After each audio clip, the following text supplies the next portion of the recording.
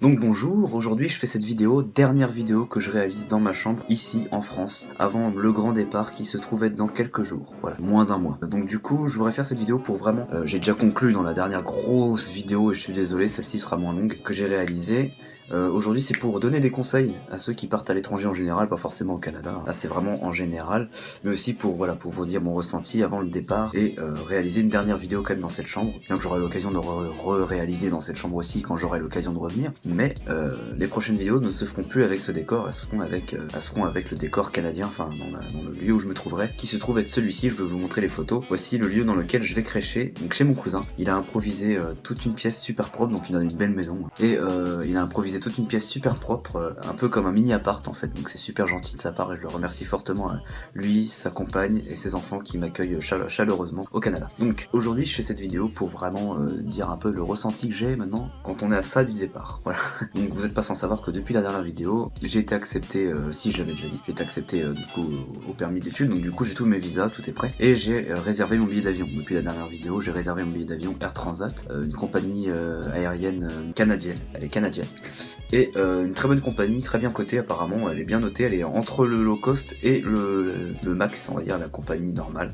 C'est pas du low cost ni du haut de gamme, c'est l'entre deux et c'est très bien apparemment. Et les prix sont vraiment abordables. Donc du coup le billet d'avion est réservé pour le 25 mars, je pars à 9h, l'avion décolle à 9h45. Donc du coup imaginez, faut que je sois 2 heures avant au comptoir d'aéroport à Roissy-Charles de Gaulle, et évidemment avec les bouchons qu'il y a à Paris, je vais devoir partir encore plus tôt, donc quasiment vers 3h du matin.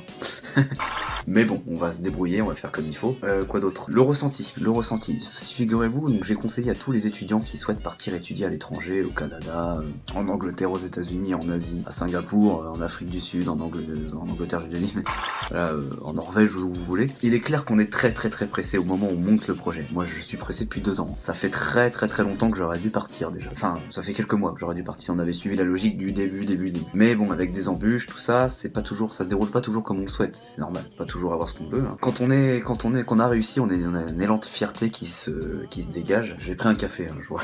J'ai le temps pour un café. Il y a un élan de fierté qui se dit, voilà, ça y est, on est là, on a réussi. Et une fois que tout est fait, que le visa a été obtenu, entre guillemets obtenu, ce qu'ils vont me le donner à l'aéroport, donc il me l'a pas été envoyé comme le CIRC. Mais qu'une fois que tout a été fait, et que vous êtes à ça de réaliser votre rêve en fait, j'ai du mal à exprimer, c'est nerveux je crois.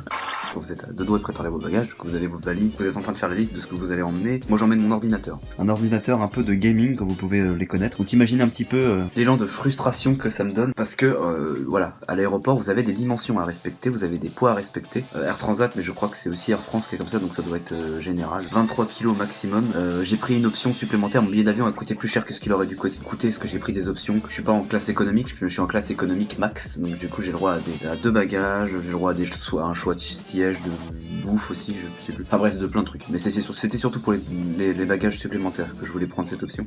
C'était moins cher que de prendre un bagage supplémentaire avec une autre option moins chère. C'est 160 € de frais, donc pas riche non plus. Mais j'avais besoin de ce deuxième bagage parce que mon PC, lors de questions qui reste ici, il y a ma vie là-dedans. C'est mon outil de travail. Et en plus, je pars pour l'infographie là-bas, donc je vais en avoir besoin. Et puis ça va me permettre de garder contact avec les amis, la famille, Facebook, tout ça, les réseaux sociaux, même pour faire les vidéos. Hein, mon logiciel de montage, il est sur mon ordinateur. Donc il faut que je puisse l'emmener, évidemment. Mais quand vous voyez la taille, il faut que je trouve une valise adéquate. Je l'ai déjà mesuré, normalement c'est bon.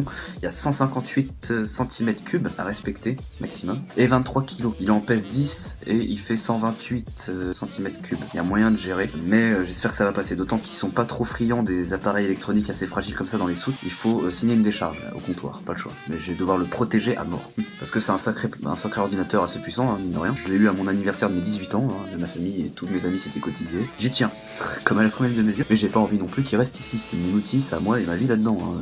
Mes projets, même graphiques, de bande dessinée, tout ça, tout est là-dedans. Hein. Même bon, les jeux vidéo aussi. Mais bon, ça c'est vraiment secondaire. Mais bon, voilà quoi. Puis bon, surtout les contacts. Garder le contact à Skype, tout ça. Enfin, voilà. Donc du coup, voilà, il y a la frustration. C'est très stressant en fait, si vous voulez, la dernière période. J'ai eu la période lancement du projet. Bon, il a été lancé il y a 2 ans. Donc la période, elle a été longue. Il y a eu la période, voilà, montage du projet, tout ça. Et après, lorsqu'il y a eu ce trou très long pour moi, qui a été une période assez compliquée, mais bon, je vais pas revenir dessus, parce que j'en ai parlé 50 fois, et que je me suis relevé et que j'ai décidé de me rediriger cette fois-ci une nouvelle fois vers le Canada, enfin vers l'Amérique. Là, voilà, il y a la période où vous relevez, vous prenez vos responsabilités, Et voilà, vous choisissez votre école, contactez votre école, vous prenez des renseignements, vous demandez votre admission. Alors vous rassemblez tous les documents que vous avez besoin pour vous inscrire dans l'école, vous achetez votre passeport. J'ai fait une demande de passeport parce que j'en avais pas, pardon. Donc du coup passeport, enfin bref, voilà, voilà, j'ai eu les étapes que j'ai fait comme ça, tac tac tac tac. Et du coup, ensuite vous avez l'admission dans l'école, vous avez ensuite les instructions pour demander vos visas, donc le CAQ, ensuite l'instruction, une fois que vous avez reçu le CAQ, l'instruction pour le permis d'études, ensuite vous devez vous rendre à l'ambassade à Paris comme j'ai fait la dernière fois pour obtenir, pour faire les données biométriques, machin. Donc il y a des étapes à passer. Une fois que ces étapes ont été passées et que vous êtes à l'étape du billet d'avion, là pareil, vous réfléchissez pas encore. Vous réservez le billet d'avion, vous dites ça y est, c'est bon, c'est fait, maintenant il n'y a plus qu'à attendre. Et c'est là que ça se corse.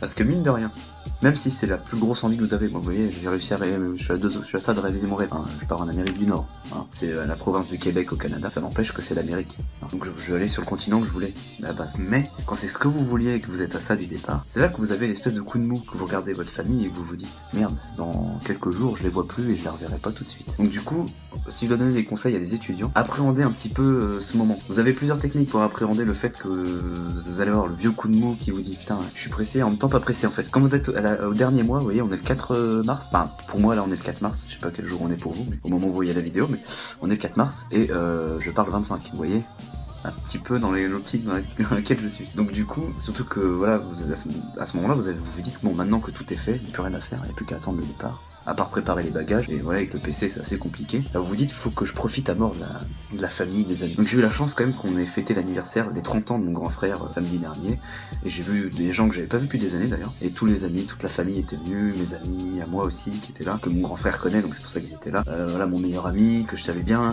voilà, donc du coup quand on voit tout le monde, voilà, vous êtes content. Surtout que bon, moi j'ai une grande famille, donc c'est encore plus fou quand vous avez une grande famille, vous vous dites, faut vraiment que je profite encore plus. J'ai une famille très soudée, moi. Hein, voilà, on est très soudés dans la famille. Et vous voyez, hier encore, on a dîné tous ensemble avec la famille. Hein. J'ai 7 frères, dont 6 grands frères, qui ont tous quasiment qui ont tous 30 ans, et il y en a la plupart qui sont pères, hein, qui sont pères de famille. Donc vous voyez, je suis tonton depuis pas mal de temps. J'ai été tonton 6 fois tonton. Donc voilà. Donc vous voyez, c'est pour vous dire, j'ai une grande famille. Quand vous avez une grande famille comme ça avec laquelle vous êtes attaché depuis toujours, la quitter du jour au lendemain, bien que au tout début j'étais dans l'optique, ouais, faut que je parte, faut que je fasse ci, faut que je fasse ça, vous y pensez pas tout de suite.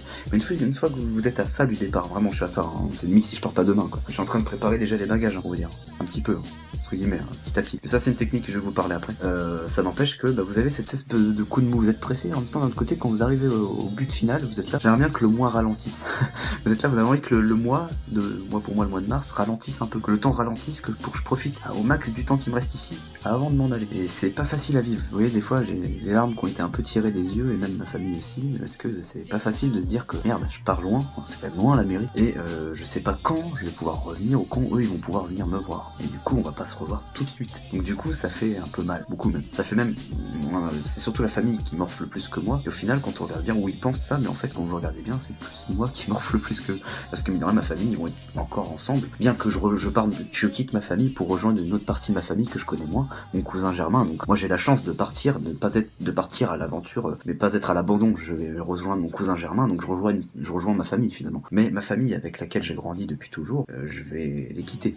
Et ça c'est dur. Donc vous voyez, c'est... Donc pour appréhender ça, si je dois vous donner... J'ai décidé de faire cette vidéo maintenant, je pourrais très bien faire comme tout le monde, attendre 3 mois d'avoir de l'expérience au Canada pour faire une vidéo, pour donner des conseils, mais je préfère donner des conseils sur le moment, parce que ça me permet de vous parler du ressenti que j'ai maintenant pour vous l'expliquer. C'est plus facile que plutôt que j'attende l'été prochain quoi. Donc du coup, je vous dis, ouais, c'est pas facile en ce moment, c'est vraiment pas facile. Alors je suis en pleine préparation des bagages, tout ça et tout, vous êtes là, ouais, je pars en Amérique, surtout que j'ai jamais pris l'avion de toute ma vie, donc je ne sais même pas comment ça va se passer. J'ai pas peur de l'avion en général, mais quand vous êtes à ça de partir en avion et que vous l'avez jamais pris, vous avez quand même, faut regarder un peu les antécédents de la compagnie que vous avez choisie, s'il y avait pas eu des accidents, c'est vrai que vous avez tendance à devenir un peu parano en fait. Mais bon, je suis pas plus parano que ça, honnêtement, le Air Transat, ils ont eu un incident en 2001 et il y a eu 0 mort, donc ça va, c'est un manque de kérosène au-dessus de l'Atlantique, donc c'est sûr que c'est pas rassurant quand on entend ça, un manque de kérosène au-dessus de l'Atlantique, mais ils ont trouvé le moyen de faire planer l'avion et d'atterrir d'urgence, ça s'est très bien passé, bon voilà. Donc si c'est le seul incident qu'il y a eu avec cette compagnie, je suis rassuré. Plus c'était avant le 11 septembre 2001. Tout ça pour vous dire que la façon que vous aurez de appréhender ça, c'est de tout de suite chercher sur votre futur emploi du temps que vous aurez dans votre établissement, les possibilités que vous aurez de revenir en France, et même commencer à chercher même les billets d'avion aller-retour pour la période où vous comptez revenir, pour voir les moins chers, pour être sûr que vous allez pouvoir financièrement vous dire que vous allez pouvoir revoir votre famille en fait. Voilà. Figurez-vous que moi ce qui m'a... Là il y a quelques jours j'étais vraiment dans le coup de mou total, je suis content parce que je pars, j'ai réussi. Mais d'un autre côté, où je regarde ma famille, je suis là, j'ai eu l'occasion de voilà, la fête d'anniversaire, j'ai vu tout le monde et tout. On va réorganiser un truc 10 jours avant mon départ avec tout le monde aussi, donc je vais avoir l'occasion de revoir ma famille évidemment avant le départ. Mais d'un autre côté, voilà, je me dis, une fois que je serai parti, pas facile quoi. Et je pense que ça fait ça à tous ceux qui sont partis à l'étranger, même aux étudiants sûrement qui regardent cette vidéo, qui sont partis il y a peu. Voilà, c'est pas facile. Mais la façon que vous aurez d'appréhender ça, c'est d'abord de faire vos bagages maintenant, c'est-à-dire quasiment un mois avant le départ, car vous aurez moins le coup de mou de le faire maintenant que si vous le faisiez la veille de votre départ. Si vous faites votre bagage la veille de votre départ, ça met la pression, déjà vous dites putain je suis en train de je pars demain, faut que je fasse les bagages, machin et tout. Déjà ça vous met la pression, mais en plus de ça, vous dites ça y est c'est le départ. Alors que si vous le faites maintenant, vous dites bon voilà j'ai fait mes bagages, vous avez moins, vous appréhendez moins et vous dites il n'y a plus qu'à attendre le jour du départ, il y a du temps qui va nous séparer de maintenant au départ. Au moins les bagages sont faits, j'aurai moins le gros coup de mou, le gros bourdon au moment où je vais faire les bagages. Du coup j'ai fait une partie de mes bagages cet après-midi.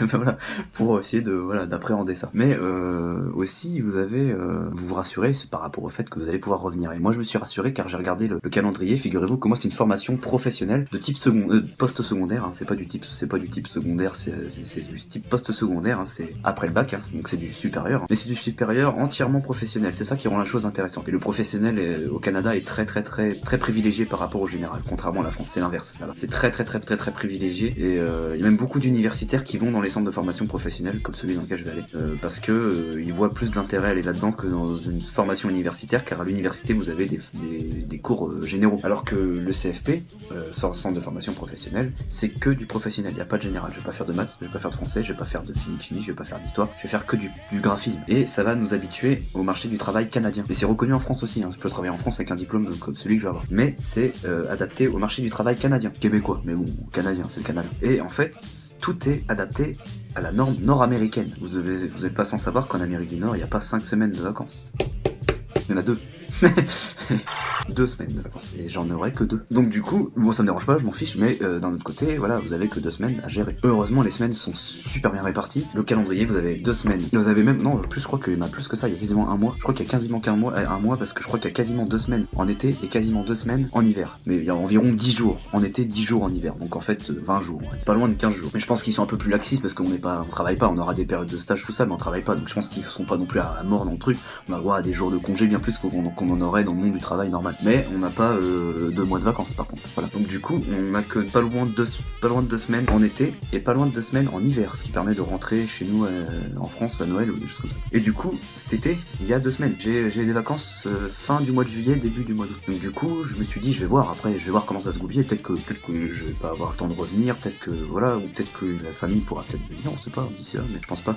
Peut-être que financièrement, ça sera compliqué pour moi à ce moment-là avec ma pension. J'ai le droit à ma pension d'invalidité au Canada. C'est un gros plus parce que sans ça, je meurs dehors. Enfin non, je meurs pas dehors, mon cousin m'héberge, mais je fais rien. Voilà, j'aurais pas pu y aller. Donc heureusement, cette pension elle me permet d'assurer aussi mon assurance santé, celle de mon chien. Donc heureusement que je l'ai. Donc du coup, cette période de vacances me permet de revenir cet été ici en France. Donc du coup ça permet de vous dire ah ça va, j'ai déjà une idée de quand je pourrais revenir et tout. C'est pas comme si vous partiez à l'aventure, on se dit bah peut-être à la prochaine quoi. C'est pas pareil quoi. Vous êtes moins anxieux. Il y a là je vous cache pas, pendant 4 jours après la fête d'anniversaire de mon grand frère, surtout qu'après une fête d'anniversaire, une fois que vous avez vu tout le monde et que tout le monde est parti, vous êtes là merde et puis moi je pars bientôt.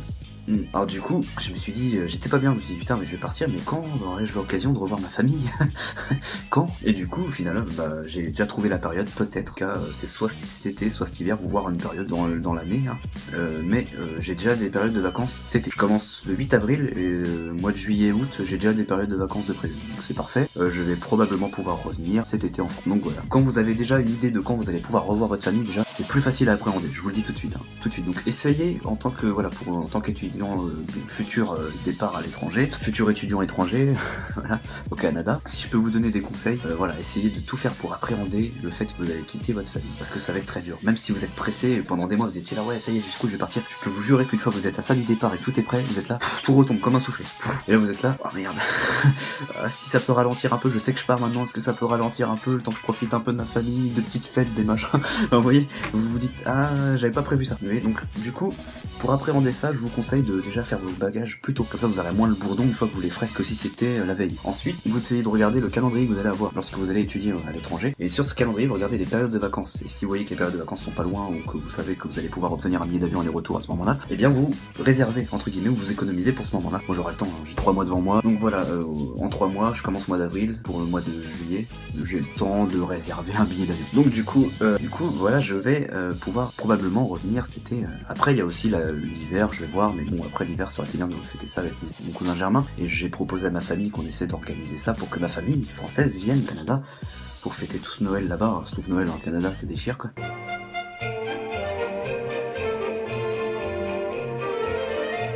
Mais bon, c'est financièrement c'est compliqué, voilà, ma mère vient de trouver un boulot, donc c'est compliqué aussi pour elle. Donc du coup, bon, faut appréhender tout ça. Mais il y a aussi d'autres choses, moi personnellement, qui me rassurent. Et bon, ça c'est pas trop des conseils pour vous, parce que ça doit pas vous concerner. Mais voilà, j'ai aussi une partie de ma famille, je l'ai déjà dit dans l'autre vidéo, il me semble, qui va me suivre au Canada. Pas tout de suite, hein, peut-être dans un an, je serai déjà en plein milieu de formation, voire peut-être pas loin de la fin. Mais bon, je compte poursuivre sur une autre formation après, donc je vais rester au Canada pas mal de temps. Et évidemment, mon projet final est de rester, voilà, vous savez, ça se fait pas comme ça.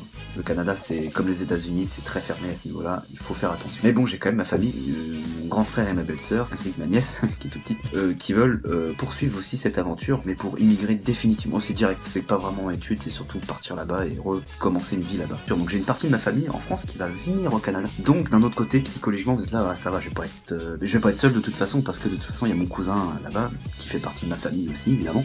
Donc du coup, je vais quitter ma famille pour rejoindre une autre partie de ma famille. Donc bon, de l'autre côté, c'est faut être rassuré dans tous les cas. Et moi j'ai de la chance par rapport à vous peut-être parce que moi voilà j'ai de la famille au Canada. Mais vous qui allez en je sais pas en Écosse, en Danemark, en Belgique, en Chine, au Japon, en Australie ou je ne sais où, et bah du coup vous partez comme ça et vous allez arriver là-bas des gens que vous ne connaissez pas sur un campus ou je ne sais quoi. C'est ce qui était prévu à la base avant que mon cousin me propose chaleureusement de m'héberger. J'avais commencé à regarder les résidences étudiantes à côté de mon centre de formation qui sont très connues, très réputées parce que figurez-vous qu'à côté, juste à quelques pas de mon centre de formation, il y a la fameuse Université Laval, très connue. Il est probable même que le midi, dès que j'irai bouffer dans un fast-food, je ne sais où, un resto, ou prendre une salade, je vais croiser des étudiants de l'Université Laval. Voilà. Mais bon voilà quoi, c'est pour dire que je pars pas non plus, je vais être accueilli là-bas. Pour les étudiants qui regardent cette vidéo qui ne seront pas accueillis par qui que ce soit, enfin à part par une université, mais vous serez accueillis par l'université, mais vous allez partir, il n'y a pas votre famille là-bas, il y a que des gens que vous allez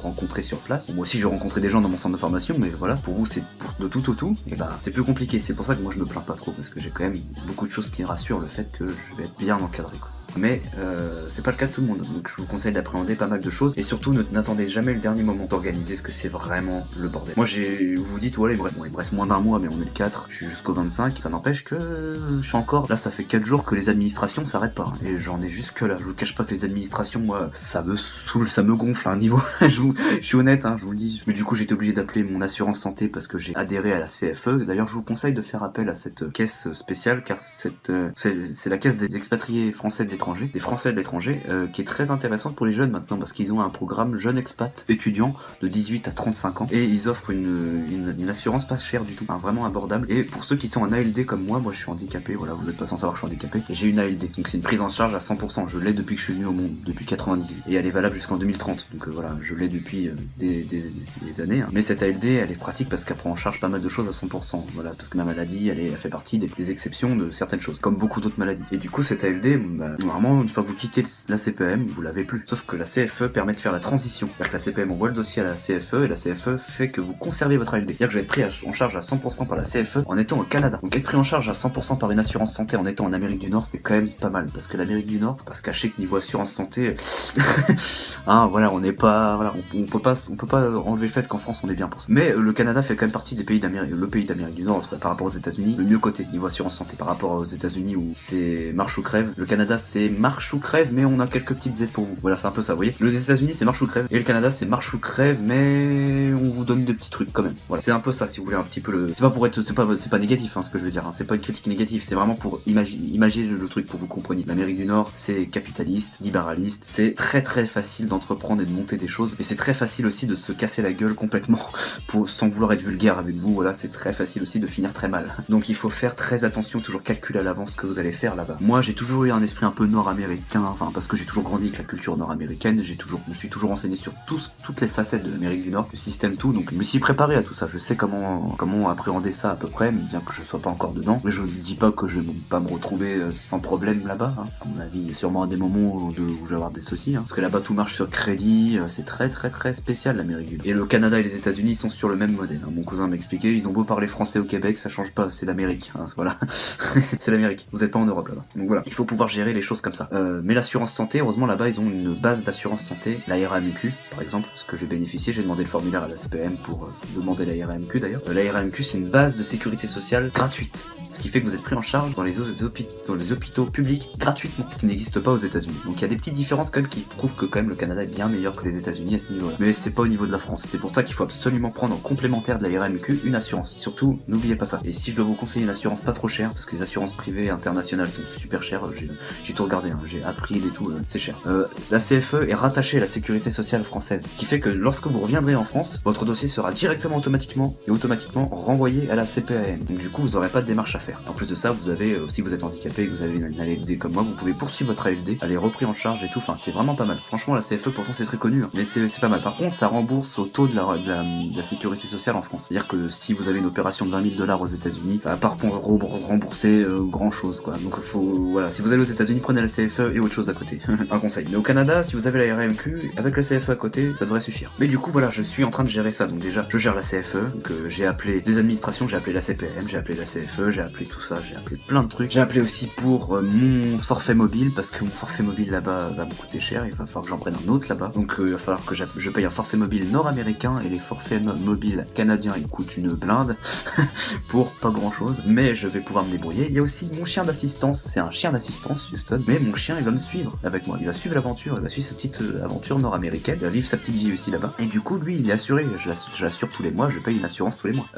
Évidemment l'assurance marchera pas là-bas. Puis bon, sous prétexte que c'est pas l'Union Européenne comme d'habitude, évidemment ça c'est le gros cliché, et bah évidemment le Canada, aux yeux de l'administration française, le Canada n'existe pas apparemment, mais bon, j'ai pas le droit à cette assurance en étant au Canada, donc il va falloir que j'en prenne une là-bas, que je sois affilié à un vétérinaire là-bas, enfin bref voilà, j'arrête pas. Avec les administrations en ce moment je n'arrête pas. Vous voyez, moi j'ai eu le malheur de faire ça un peu trop tard, vous voyez, parce que j'appelle tous les jours je suis avec, soit je suis avec mon forfait mobile, soit je suis avec l'assurance santé, soit je suis avec l'assurance de mon chien au téléphone pour gérer des trucs, soit je suis avec Air Transat, c'est la compagnie que j'ai pris pour justement accepter mon chien en cabine, enfin plein de trucs administratifs, il faut vraiment appréhender ça, parce que sinon vous allez vous retrouver pendant plusieurs jours à devoir contacter tout le temps les administrations, et au bout d'un moment ça va vous donner le vomi. Mais bon voilà, je suis en train de... Voilà, je parle beaucoup, je suis désolé, la vidéo va être finie là, donc du coup, je tenais à vous dire que c'est probablement la dernière fois qu'on fait, en tout cas, avant, à un moment, parce que j'aurai l'occasion de revenir en France, même si mon projet est d'étudier là-bas. J'ai un visa temporaire, donc automatiquement je vais devoir revenir en France au bout d'un moment, et même si mon projet est de rester là-bas, je vais pas pouvoir obtenir un visa de résidence permanente comme ça en claquant des doigts, c'est impossible, hein, il va bien falloir que je revienne en France, et de toute façon, je reviens cet été en France. Donc voilà, et je ferai sûrement des vidéos pour mon retour en France pour vous dire comment ça s'est passé. Donc évidemment, suivez bien ma chaîne, n'hésitez pas, parce que figurez-vous que sur ma chaîne il y aura énormément de vlogs. Je vais faire une vidéo le jour de mon départ dans l'avion, je vais faire une vidéo à mon arrivée, je vais faire une vidéo, surtout que je vais avoir 2 semaines de carence, 2 semaines où je vais rien faire, que ma formation commence que le 8 avril, je parle 25, vous faites le calcul, je vais avoir l'occasion de faire des vlogs, des vidéos, vous donner mon témoignage de mon ressenti de l'arrivée qui vient de se faire, vous montrer là où je vais crécher, la ville, Lévis, je vais à Lévis, c'est à côté de Québec, je vais faire beaucoup de vidéos pour vous donner des conseils, même sûrement je pense que j'aurai le droit de faire une vidéo dans mon centre de formation pour vous montrer un peu, puis ça leur fera de la pub, vous montrer un petit peu comment ça marche, si ça peut vous donner des idées. Donc suivez bien ma chaîne, abonnez-vous si vous voulez bien, car c'est une chaîne professionnelle sur laquelle je vais faire toujours des dessins, des trucs professionnels, mais aussi des vlogs pour vous expliquer un peu l'aventure à l'étranger, d'autant que le Canada est une situation géographique de plus en plus prisée. C'est une situation géographique, de plus en plus de personnes partent là-bas, vraiment.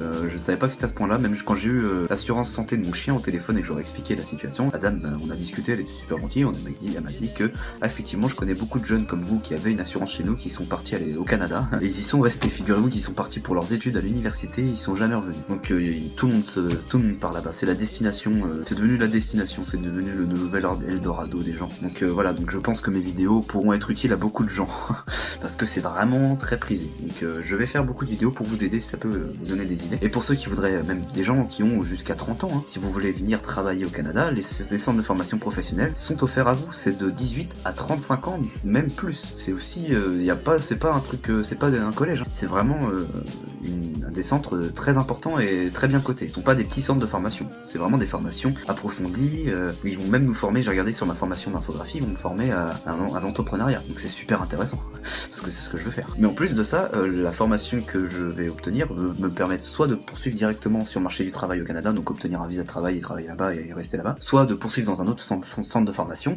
soit même d'aller à l'université si je le désire, car c'est reconnu dans les universités, et si j'économise un peu, je pourrais peut-être même aller étudier à UDEM, UQAM ou l'université Laval si je veux. Vous pouvez même repoursuivre après sur une formation universitaire, mais franchement il y a vraiment énormément de panels qui s'ouvrent à vous. Donc franchement le Canada, voilà, c'est vraiment pas mal. Puis ça va, niveau alternative aux États-Unis, vous avez vraiment une bonne alternative quoi. Excusez-moi, je vais essayer.